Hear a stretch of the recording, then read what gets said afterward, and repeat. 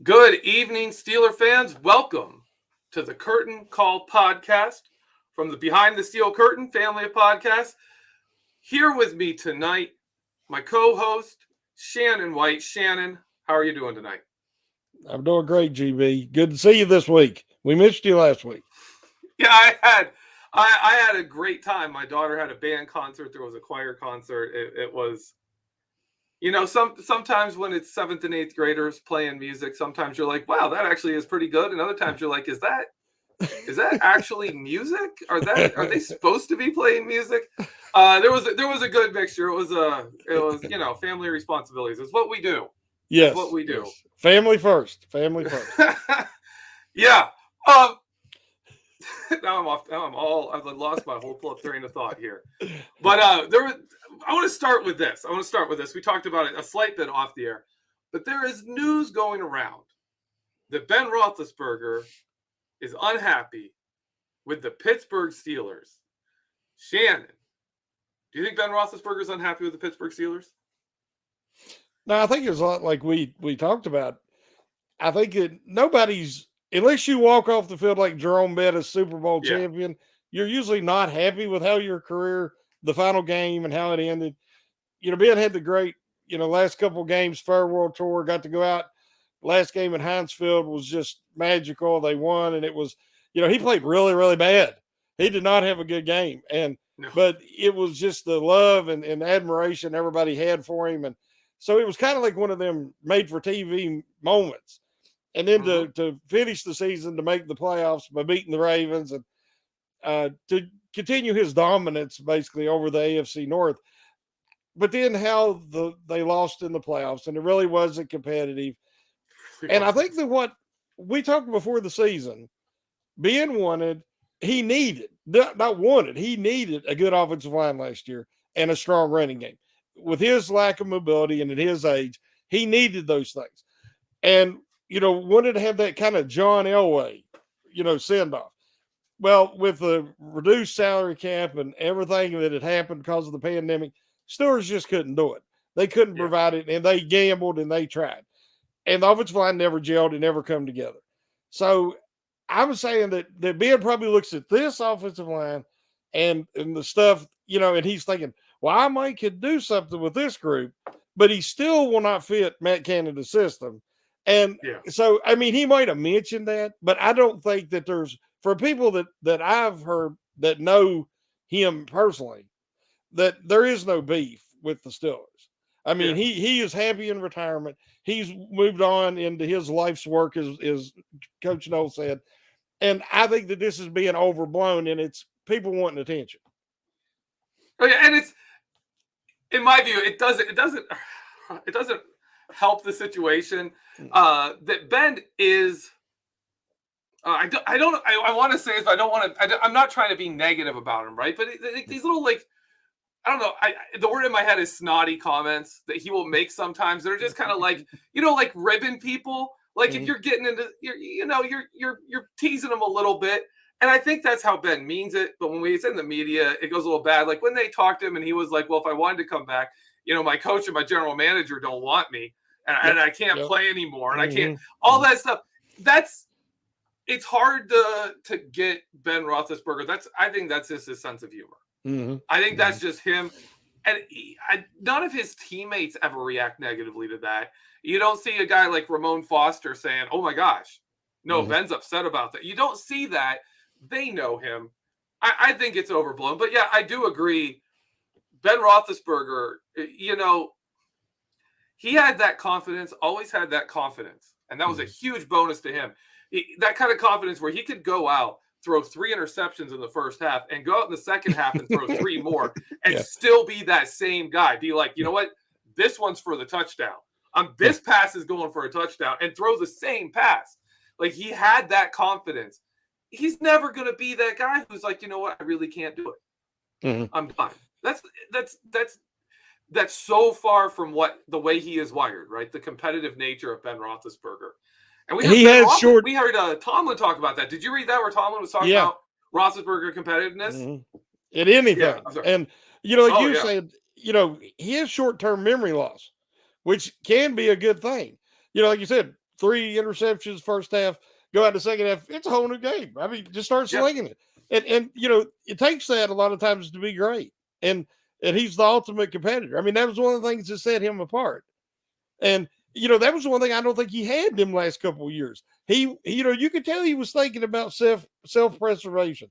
He was thinking about don't get hurt, try to get this team to the playoffs. And then, and that's not how he played. He played reckless. He shrugged off defensive linemen, and I think that he started seeing his own mortality and in the end of the road there at the end, and it changed the way he played.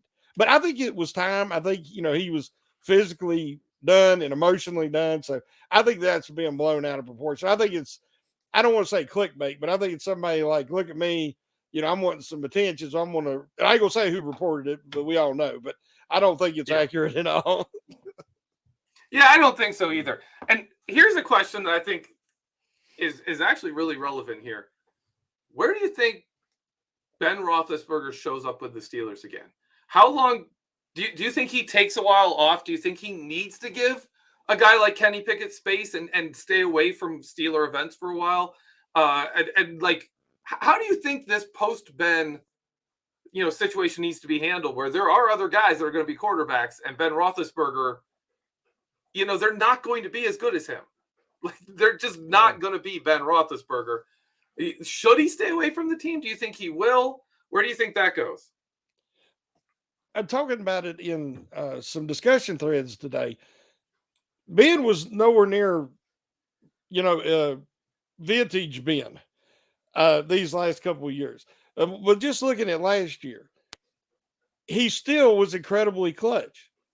That ability to lead them to on game-winning drive, 7 out of the 9 wins, that's not going to be there anymore. And so that's the great unknown. We don't know how that they're going to replace that. Hopefully they'll be winning at the end of games and they won't have to worry about it. But I think the best thing Ben could do is he'll probably make an appearance somewhere, maybe at camp or, but he wants to stay out of the spotlight. Obviously, let Trubisky, let Pickett, let these guys have that spotlight. And nobody needs to be reminded that he's not around anymore. And I'm like you. I think he needs to kind of step back. And of course, some people will probably read that there's, a beef between him and the Steelers, but I don't think that'll be it. I think he knows his time has passed and let somebody else have that spotlight. And, if they need anything, I'm sure they could call him and how do I handle this situation with the Pittsburgh media or something like that. But I think for all intents and purposes, we ain't going to see him around much his first year. Yeah, I agree. And I think that's a good thing. I think it might not be for a while. Like, I think you might not see Ben Roethlisberger show up for like events where he's going to be around these new quarterbacks for a series of years. Like, it might be 3 or 4 years before we see Ben Roethlisberger hanging out in like a meaningful way with the team. I think we're going to see him really give distance. And of course, I think that I agree with you. I think that's going to be read as a negative, as there's problems and issues there. And I think we're going to see that more if Ben Roethlisberger ends up in a commentator role or analyst role on ESPN, where he's pretty good.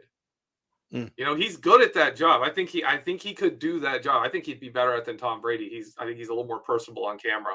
So I think we could see that kind of move for him. But I don't know. I think Ben Roethlisberger right now is mostly just happy to be home, and just chilling and enjoying his life. He seems like a guy that can take probably a year off and just go fishing with his kids for a while, and he'll be fine. He'll eventually show up. He'll eventually come back out and do other things and find his, the what work he wants to do with the rest of his life, stuff like that. But until then, I really think you're going to see Ben just kind of slip out of the picture. Now, we are hoping to have a guest on tonight. There were some problems on our side with getting the invite sent to him. He may show up here, but we are here to talk about Kenny Pickett tonight.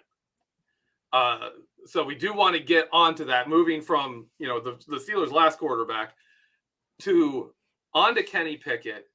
And I'm going to start, Shannon, with this one. Was Kenny Pickett the right choice? I was like, if the Steelers think he can be a franchise guy, yes. And when I say franchise guy, you don't have to be one of the top 5 guys. We talked about it last week. You don't have to be a top 5 guy, according to the NFL rankings. If you can get a team to the big dance and you can make the 2 or 3 plays in that game to help them win, that's what I call franchise quarterback. You can put up all the numbers you want, all the statistics. I do not call that a franchise quarterback. A franchise quarterback not only puts up numbers, he wins, he gets you there, and then he makes the plays to win the big game. That remains to be seen. The Steelers obviously felt like that Pickett was the right choice. When you look at some of the numbers that's floating around right now about how effective Pickett is working the middle of the field versus all the other quarterbacks coming out this year, it wasn't even close. Pickett was number 2 in college football last year, and number 1 on some statistics about average depth, working the middle, completion percentage, touchdowns. He works the middle of the field. Now the Steelers, we've been used to Ben working the sidelines and working the. I mean, because he had that huge arm and he trusted himself that he could get that ball out there. He'd paint it on the sidelines to AB to do a toe tap all the time. Makes some incredible throws and plays, but that's not Pickett's thing. Pickett likes to because he has that touch we've talked about. He could get it over the linebackers and in front of the safeties, and he's very effective at that.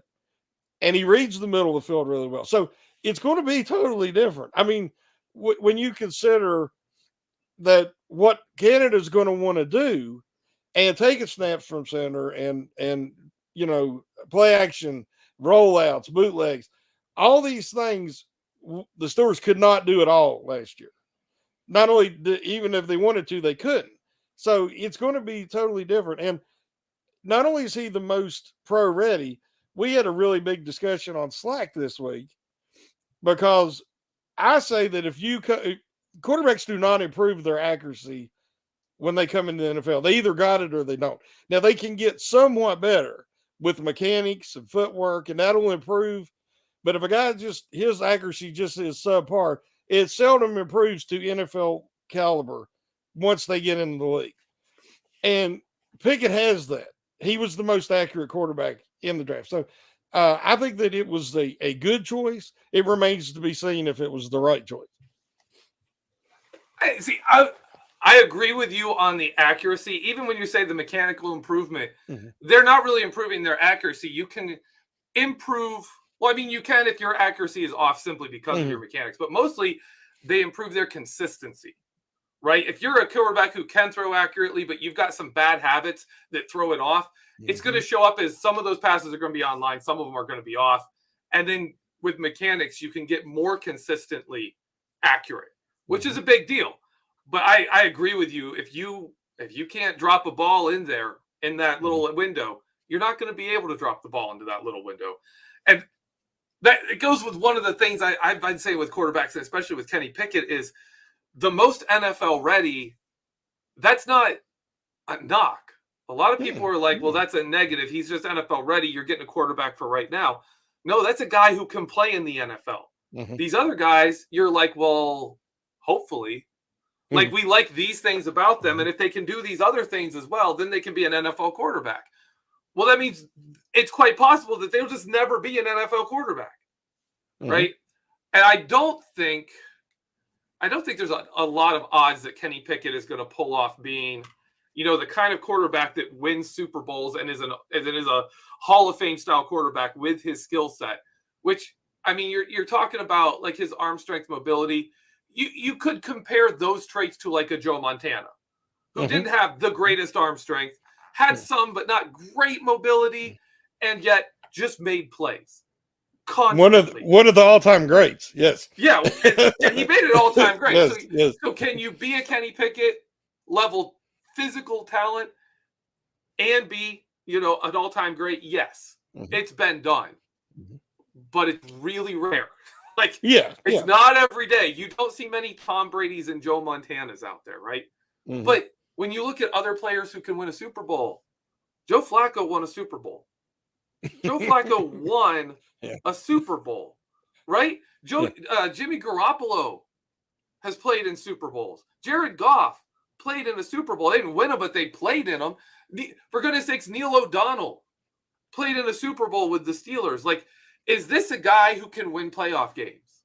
Is this a guy who can give us a chance to win a Super Bowl?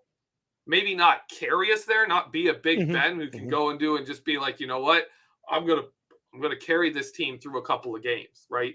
And then we're gonna, other games you're gonna have to help me, but there's a couple of games here I'm just gonna kind of win, right, with my own talent. Yeah. Is Kenny Pickett likely to be that guy? No. Can Kenny Pickett be a guy who wins playoff games? Yes. Can Kenny Pickett be a guy who wins a Super Bowl? I think he can. Yeah. I think he can be that guy. I think he has kind of a playmaker's knack, and we'll see. We'll see how that works out. Here's my next one on the Kenny Pickett. Ooh, here we go. Let's see if he is ready to go. Our guest is here. I'm going to bring him in on a surprise. I don't know if he's ready. Hey, Mark, are you ready to go? Fellas, can you hear me okay? Yes, I can. Hey, Mark. Welcome to the show. We're live right now. We're just dumping you right in. Everyone listening at home, everyone on YouTube, say hi to Mark Bergin. Am I right again? Yes, I remembered that correctly. From the Bleav in Steelers podcast with Ike Taylor. We're talking Kenny Pickett. We talked a little bit earlier about the rumors of Ben Roethlisberger having beef with the Steelers with the organization. But I want to take a hard right turn as you join the podcast and just completely change topics because you had one of the best shows I've listened to on a podcast at all, an interview with Mike Tomlin with Ike Taylor. And if people out there have not heard the podcast, the Bleav in Steelers podcast where Mike Tomlin came on with Mark and Ike Taylor, go check that out. It's a fantastic interview. Mark, what was it like interviewing Mike Tomlin? What was your takeaway from that? Well, first and foremost, Geoffrey and Shannon, thank you for having me on your show. It was just a tremendous honor. And honestly, I didn't really need to do a whole lot. And I tried to take Coach Tomlin's advice by listening. It was clear that even across Zoom, Mike Tomlin's in Pittsburgh, Ike's down in Orlando. Their relationship comes across even on a video screen, even on their devices. So honestly, I just needed to stand out of the way and let them reminisce and let them go over, past, present, future.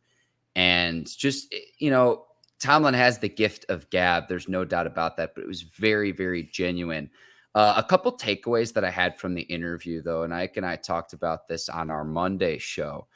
Number one, I thought it was very telling at the very end of our conversation with him. He said that the Steelers were on the clock for maybe 15 seconds before selecting Kenny Pickett. So that was one of the big questions I had was it Pickett? Was there anyone else on the board? Inevitably, Pickett's going to be compared to Malik Willis and the rest of the quarterbacks in the 2022 class. But they went with the kid right in their backyard at Pitt. And so that was one thing, if I'm putting my reporter hat on. The other thing as well, and I can't help but wonder this, we find out the schedule release on Thursday night. So we're recording this Wednesday night. We find out tomorrow night who the Steelers would play in their 17-game regular season schedule. Tomlin's entering year 16. He is 50 years old right now. I look at Tom Brady, who just signed a record contract to be Fox's lead analyst. I look at Rams head coach Sean McVay, who turned down a ton of money from Amazon to become a broadcaster. He still has a lot of juice left as a head coach. Tomlin's 50. I'm not saying this is going to happen next season, after the season. I don't know when this is going to happen. Whatever network wants to get a damn good color analyst, broadcaster, color commentator, Mike Tomlin's going to be your guy. And I look at it from this standpoint. When the TV broadcast deals come up, CBS, Fox, NBC, and you get the tech giants in. This upcoming season, Thursday Night Football is going to be on Amazon. The tech giants are playing a different ballgame when it comes to revenue than your traditional TV broadcasts are. Could Mike Tomlin go into the broadcast booth if and when he decides to hang it up. I think he could find a job on the same day by sundown if he so chooses. I think he could do that as a head coach if the Steelers ever said, we don't want Mike Tomlin. I think there would be several teams lined up to hire him as a head coach. He has options, but everyone has a price. And he's been doing this now. This is his 16th year. He doesn't have a losing season. I'm sure he still wants to win a Super Bowl title. I know that he loves player development. But I couldn't help but think, especially this last week, when I see how much money Tom Brady is going to make, potentially more as a broadcaster than a Hall of Fame player, the GOAT, 7 Super Bowl titles, it got me thinking. And it got me thinking because when these TV deals come up and the tech giants can come in, if they choose, they can step in. And I'm going to say one other thing, too, because I've gone on long enough. If you look at the top 100 live broadcasts from 2021, more than 70 were football. It was like 72 were football. Most of those are NFL games. So the popularity of the sport just continues to grow. Tech giant comes in, is going to make, an offer that Tomlin or whoever the next guy is, they can't refuse because they have more money than the traditional broadcast networks. Oh, I absolutely agree with you. I think the minute Tomlin decides he's done coaching, he knows he's going to have practically a blank check to go into broadcasting. And it's because I think a lot of that is showing up because Tomlin is allowing himself to be less of the coach speak, right? When you see him, like you got to see him with Ike Taylor, like you said, you just kind of stayed out of the way because the minute reporters get involved and start asking questions, Tomlin goes into Coach Tomlin mode. Yep. And you start getting coach answers where he's like, he's giving bulletin board clips to his players. And he doesn't care what question you're asking. He is talking not to you. He's talking to his players. Yep. But when he goes and meets with former players, you get to see that. And if anyone, go check out that interview with Mike Tomlin. Check out the Bleav in Steelers podcast, but absolutely check that out. It's fantastic seeing Mike Tomlin just let go and be, himself. Right. Yeah. And that really came across as well. And honestly, like I said, I really didn't need to do a whole lot. And so because Ike has that relationship and it's all about relationships. And so it's like that came across like Geoffrey. I can't imagine if Coach Tomlin and Ike had been in the same room, what that would have been like, let alone over a Zoom call. Yeah. Oh yeah. That'd be fantastic to experience him and like just being there in that room with those guys. Fantastic. Now, you mentioned Kenny Pickett and Mike Tomlin saying that they were on the clock for about 15 seconds before they selected Kenny Pickett. What are your thoughts on that Kenny Pickett draft pick? Is that a pick you expected? Because when we talked before the draft, none of us were expecting Kenny Pickett. What's your process since they drafted Kenny Pickett? What's your mental process on how you've seen that pick and how you've evaluated it? I don't think any of us expected him to be there at 20. I know this is a weaker draft class, but just the need for the quarterback position in this league to have success. So for him to even be there was surprising. But then it's, okay, is it Pickett? Is it Willis? And I know Devontae Wyatt was still on the board. Here's how I view this. Tomlin, again, entering year 16, has never had a losing season. So, okay, what are your possibilities next offseason? Because I like Mitch Trubisky. I'm optimistic about Mitch Trubisky, but he's not going to win you a Super Bowl title. Like, I don't think that's a news flash. So I look at it like this. You look at the other quarterbacks in the division. Lamar Jackson, going to be in a contract season. He's going to ball out and come back with a vengeance. I don't know who he's going to throw to, but I expect him to play well because the Ravens will be a lot healthier this upcoming season than they were in 2021. Joe Burrow coming off a Super Bowl title. Not sure when Deshaun Watson's going to be allowed to play, but you're talking about premium talent at the quarterback position. So I look at it from, okay, if the Steelers didn't take a quarterback in the first round, what's the game plan to be on that same level with the rest of the teams in the division, let alone the rest of the conference? So I look at it from, okay, who's coming out next year? You've got Bryce Young, Alabama, CJ Stroud, Ohio State. There might be a few other quarterbacks that emerge. But if the Steelers aren't going to bottom out and Tomlin doesn't have a losing season in his resume, they're not going to be in a position to take one of those top quarterbacks in next year's draft class. So then it's, okay, who could potentially become available via a trade or free agency. And we saw how that played out this offseason. I know Russell Wilson switched teams, but that's awfully tough because then you're giving up capital to either trade for a quarterback or premium money that you need to spend to be able to offer players extensions like a Minka Fitzpatrick or what you're going to do with Deontay Johnson. To that point, I think the Steelers pay one of two players, Deontay Johnson, Chase Claypool. Drafting the two receivers in Pickens and Austin as well signals to me Steelers aren't going to place a premium like the rest of the league has at the receiver position. So, and that's a good thing because the Steelers do a great job at developing young receivers too. So all of this goes hand in hand, but I look at it from this standpoint, Geoffrey. If you look at next draft, right? Steelers aren't going to be in that bottom half to be able to take one of the top quarterbacks available. They would have to trade up. So the fact that Pickett's sitting right there, he's been in your backyard for the last several years. You can see what you've had in him. To me, it was a no-brainer. Yeah, one thing about it, Trubisky has admitted that he knew that if Pickett was there, the Steelers were going to take him. So they had already discussed that.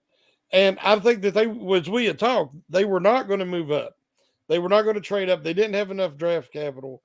But if he was sitting there at 20 and they had the pick of all of them, I didn't think he would be there at 20. None of us did.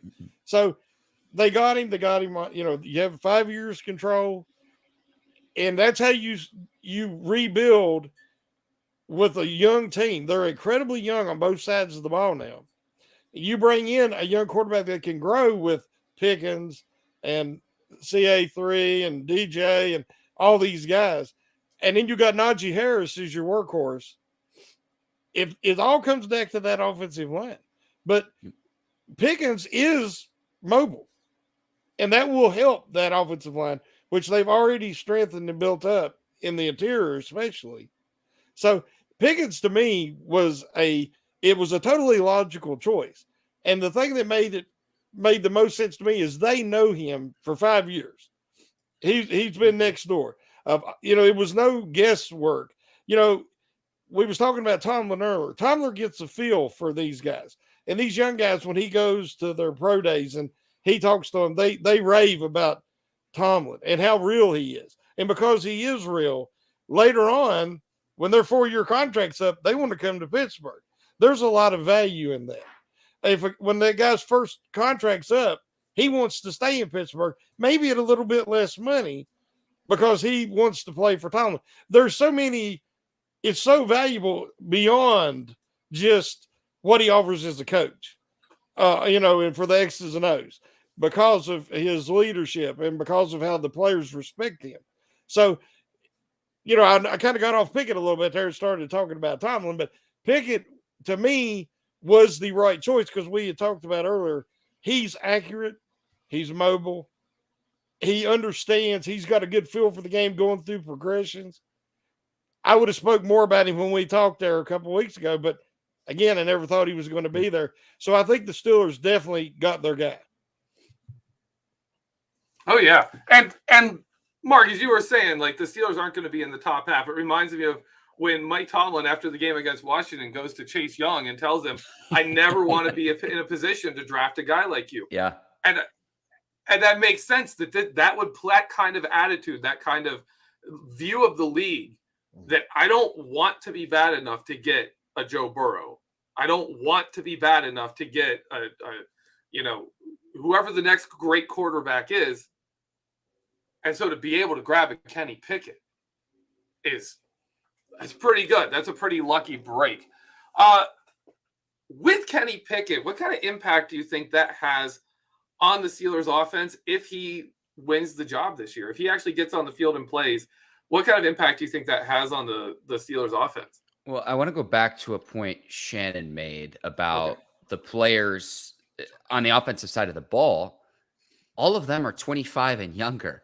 Like Deontay Johnson is the elder statesman of the group, and he's 25 years old. So I hope that maybe they can bring in like a veteran player of some sort, just be like, hey, this is how you go about conducting business. But from a young talent standpoint and having a lot of players on their rookie deals and cheap contracts, maybe they can outperform their contracts. And that to me is like the most exciting thing. Pickett has a lot of experience starting at the college level. I know he's a little bit older coming into the league too. It's nothing you guys don't already know. To me, there's really 3 questions remaining with the Steelers offseason. We're going to talk all off-season long once we get into mini camp, training camp, preseason, what have you. How soon does Pickett start? Can he start week 1 of the 2022 season? If it is Mitch, how long will Mitch hold that starting position before Pickett takes over? Now, I know Mason Rudolph's in that room, and that's nice, and he can add to the competition. But, let's be honest here. We know what Mason Rudolph can do at this point. I also look at it from – so that's number 1. Number 2, who is going to emerge as the backup behind Najee Harris? Led the league in touches last year, 381. It was the most for a player since LaDainian Tomlinson in 2001. He only fumbled once. That came in the playoff game, but Steelers didn't have a home run hitter. It was Harris who had the long run of the season, a 37-yard touchdown. So who can be the scat back? Who can help carry the load? To expect the same level of production from Harris, who was running behind an offensive line that was young and developing and frankly not very good in the 2021 season. So you got to keep him healthy, because if he goes down, there goes your whole season. So who's going to be the guy? Is it going to be Benny Snell? Is it going to be Anthony McFarland? Is it going to be one of the undrafted free agents that they brought in? Still a huge question mark that I'm still waiting for the Steelers to answer, and a different style of runner behind Najee. And then number 3, my third question is what do you do at the cornerback position? It looks like Joe Hayden. He's had a great run here in Pittsburgh, but it looks like he's headed out of town. But if you're going to roll with the young guys at the cornerback position, that is a position that is just not a position of strength for the Steelers, particularly when I'm looking at the other receivers across the division with the Cincinnati Bengals. That's just an area, a side of the football where you have a disadvantage just compared to pure talent. And I almost look at it from if you were drafting in Madden, which defensive back group would you want in the AFC North? And look, that's no knock on any of the young players. They can develop and become good players, but going into the season, it's not the Steelers. So those are really the 3 things. How soon does Pickett start? Who emerges as the backup behind Najee? And then what's the plan at the cornerback position? Those are the 3 questions that I have really going into mini camp, OTAs, and training camp eventually later on this summer. And I'm sure you've probably seen it already. I read it last night. The essay by Tariq Cohen. Oh, yeah. Talking about what had happened to him over the last 10 years. He was all pro in there. He had some great seasons for the Bears, and nobody knew, what was going on in his personal life and with his family. And he's finally ready to come back. And, you look at a guy that went through what he's went through and has that kind of warrior mentality and trying to keep fighting and rehab and get back into the league. And he's sitting out there at 26 years old. And, you need a backup running back, but a change of pace he would definitely bring. And also with the way Canada likes to run his offense, he could almost be a secret weapon of sorts. I'm wondering if they couldn't get him, on a cheap contract to give him a chance, bring him in, and maybe both parties benefit from this. What do you think about the options of, maybe having an opportunity to bring him in? First off, read that piece in the Players Tribune. Anyone who hasn't, when you criticize players, and it kind of made me step back, where it's player performance, it's like step back because you don't really know the full story of what's going on in their personal life. So want to start there. I like the idea. I love Tariq Cohen. But at the same time, what's the purpose of bringing in Gunner this offseason if he's going to be a return man as well? Because that's something Tariq Cohen has experience doing. Now, I will say this. You're spot on. Tariq Cohen's a totally different style of back. He's not going to be a 3-down back, more of a scat back, and a player you can also use in the slot position as well. So if the Steelers wanted to get creative, but okay, I look at it from the standpoint, if you bring in Tariq Cohen, who's the odd man out? Is it going to be someone at the receiver position? Because Cohen's honestly a little bit more of a hybrid player. Or would it be one of the running backs, the stable of running backs that they have? But you know what you have in the bell cow, Najee Harris. But I'm just looking for one of them to embrace that role to where you have a tandem of running backs. We've seen it time and time and time again in history when teams are able to run the football, how running backs can help complement each other. I don't want Najee Harris. I love that they're using him as the first-round pick, but 381 touches, it's too much. It's too much. And expect him to stay healthy and not fumble the football to do what he did this past season, I think it's wishful thinking, in all honesty, because that's an absolute beating. He can handle it. I'm not doubting that, but just have someone else help carry the load, give him a blow, give him a breather, and he's going to be even more effective when it comes late in the season in games in November, December, and January in the third and fourth quarter. Well, after Harris, they don't really have anything. They don't have anybody that's set in stone. And that's what I'm saying, that Tomlin does not like to use – he likes the bell cow. He likes the workhorse. He doesn't like using his backup running backs. But as you say, he has to, or they're going to drive Harris into the ground. He might be more willing if it was a guy like Cohen who could come in and be used in such a variety of ways, give Harris some, rest on third down some. And then in your short yardage, that pounding that Harris took last year, Connor Hayward is really good in short yardage, goal line, picking up that 1 or 2 yards. That would take a lot of it off of Harris. Shannon, we just need to give you the paycheck. Just listen, paycheck in your name. We'll send it to Tariq Cohen. Blank paycheck. We'll send it directly to their address. I love it. I love it. What I actually want to bring in here is something I found fascinating, because I love diving into weird stats and weird stuff like that. Coach Pat Meyer, the Steelers' new offensive line coach, has gone to several different teams and drastically reduced the workload of their number one back. He's done it like 3 or 4 times. He did it in LA. He did a couple of different places, and had guys in the Pro Bowl with like a 30% drop in touches. Put running backs in the Pro Bowl with less touches than they had the season before. So I think that's a sign to me that the Steelers know they have a problem with overusing Najee Harris, and they're invested in it, which is, again, I want to add to this. I'm surprised the Steelers haven't added anybody. And do they really think like this offensive line is improved enough that Benny Snell is the answer? That he can be that guy? Like, did they think that's what's going to happen here? But can I ask both of you a question really quickly? I don't mean to interrupt you, Geoffrey, but with Benny Snell, there's no way to quantify this, but like, is there a player who has worse body language on the field?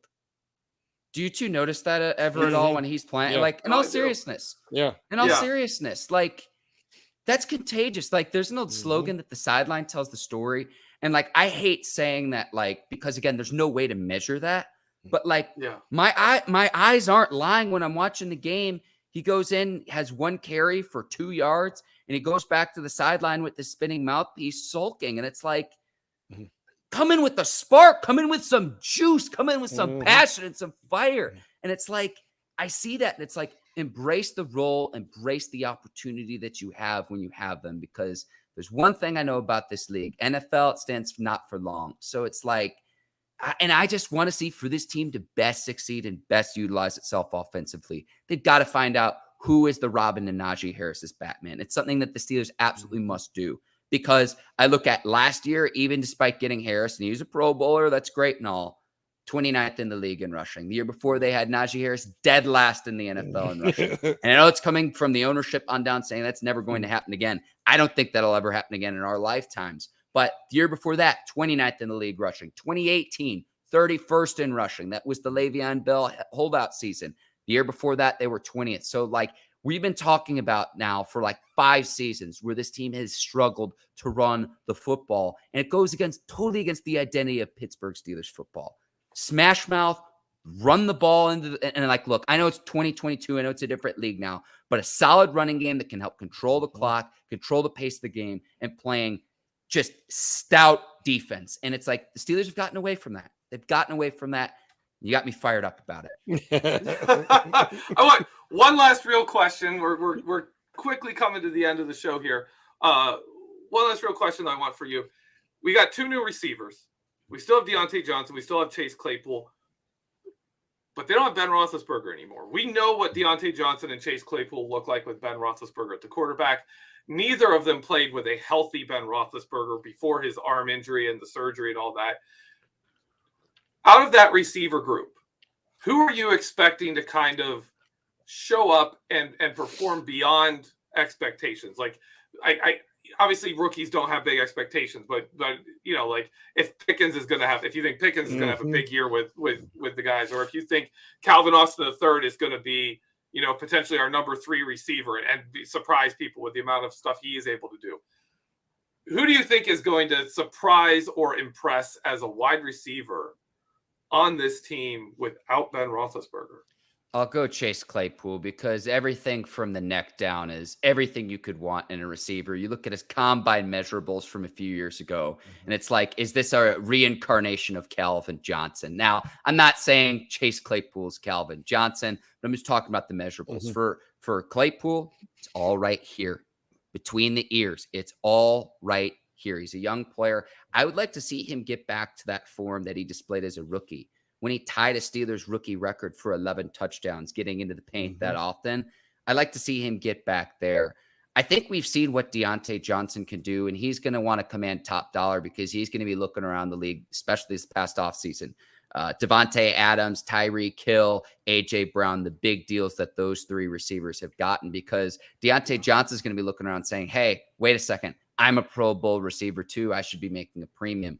The Steelers, I think, are going to approach it from the standpoint of, okay, if we pay Diontae, probably not going to be able to pay Chase. So they'll probably have one of the two. 2 rookies I'm excited for because it's like, what's your flavor?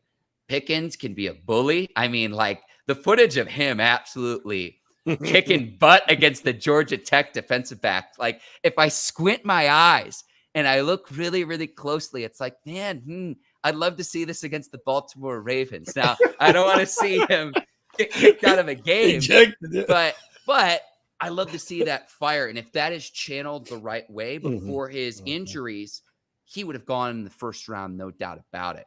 So I'm excited to see what I see. Here's how I look at it. It's like first receiver, second receiver. I look at it X, Y, and Z, and they all have different skill sets that you need. Who's going to be in that slot position that's been filled by Juju Smith-Schuster? Very physical, guy who's not afraid to block, a very good receiver, but not an elite level receiver.